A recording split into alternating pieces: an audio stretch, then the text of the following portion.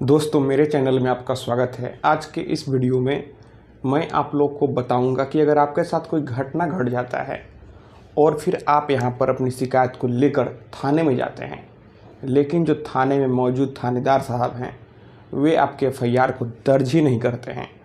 और फिर अगर किसी व्यक्ति को न्याय चाहिए तो फिर प्रथम यहाँ पर जो सीढ़ी होता है वो एफआईआर ही माना जाता है। जब एफआईआर दर्ज होगा तभी तो यहाँ पर आपको जस्टिस मिलेगा। तो अगर आपके साथ कुछ गलत हुआ है और आप अपनी कंप्लेन को लेकर थाने में जाते हैं, लेकिन वहाँ के जो थानेदार हैं वे एफआईआर को दर्ज नहीं करते हैं, तो फिर यहाँ पर सवाल उठता है कि यहाँ पर कानून क्या कहता है। आप कैसे कानूनी रूप से अपने एफआईआर को दर्ज करवा सकते हैं। दोस्तों, यहाँ पर आपके पास कई सारे रास्ते मौजूद हैं। सबसे पहले, अगर आप थाने में जाते हैं और एफआईआर दर्ज नहीं होता है तो फिर आप उसी थाने में रिटन में लिख कर अपनी शिकायत को स्पीड पोस्ट कर दें। अगर आप यहाँ पर लिख कर स्पीड पोस्ट करेंगे तो यहाँ पर आपके पास प्रूफ रहेगा कि आपने थाने में कंप्लेन किया।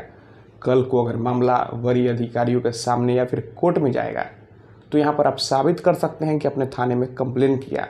जो थाना का थानेदार है वह मुँह कर नहीं सकता है। तो आपको यह करना चाहिए, कोई भी अगर कॉग्निजेबल ऑफेंस घटित होता है यानी कि सीरियस नेचर का ऑफेंस, तो यहाँ पर पुलिस का यहाँ पर ड्यूटी बनता है कि वह एफआईआर को दर्ज करे। सीआरपीसी के सेक्शन 154 में कोई भी कॉग्निजेबल ऑफेंस घटित होने पर जो थाने का थानेदार है वह यहाँ पर कानून से बंध जाते हैं कि वे एफआईआर को दर्ज करेंगे।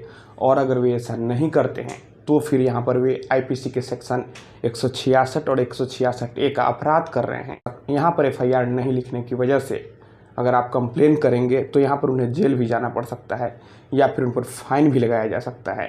तो यहाँ पर कोई भी अगर गंभीर तरह का अपराध घटित होता है तो फिर थानेदार साहब का यह ड्यूटी है कि वे एफआईआर को दर्ज करें। और अगर आपको लिखना नहीं आता है, आप लिख कर अपनी शिकायत को थाने में नहीं देते हैं, तो आप जो भी मौखिक रूप में बोलेंगे उनका यहाँ ड्यूटी बनता है कि वे आपके एफआईआर को लिखेंगे और फिर एफआईआर की एक कॉपी आपको निःशुल्क दिया जाएगा। उसके लिए आपसे पैसा नहीं मांगा जाएगा। तो फिर यहाँ पर अगर आपने थाने में रिटन में लिख कर स्पीड पोस्ट कर दिया फिर भी कुछ नहीं होता है, तो फिर यहाँ पर सीआरपीसी के सेक्शन 154 सबसेक्शन 3 में यहाँ पर जिले का एसएसपी का यह ड्यूटी बनता है कि अगर उनके पास शिकायत जाता है तो फिर वे अपने निगरानी में एफआईआर को दर्ज करवाएं और मामले की इन्वेस्टिगेशन करवाएं। तो फिर आप रजिस्ट्री स्पीड पोस्ट से यहाँ पर जिले के एसएसपी को रिटन में कंप्लेन कर सकते हैं।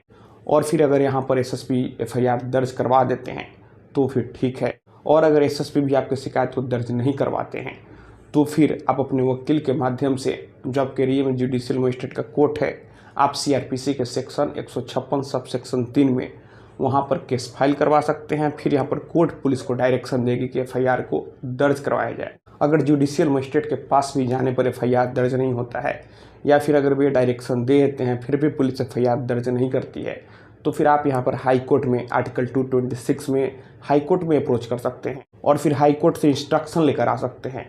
फिर यहाँ पर पुलिस को एफआईआर दर्ज करना ही होगा। लेकिन अधिकतर केसेज में जब मामला जिले के एसएसपी के पास जाता है तो वहीं जब डायरेक्शन देते हैं तो फिर थानेदार साहब को एफआईआर दर्ज करना पड़ता है।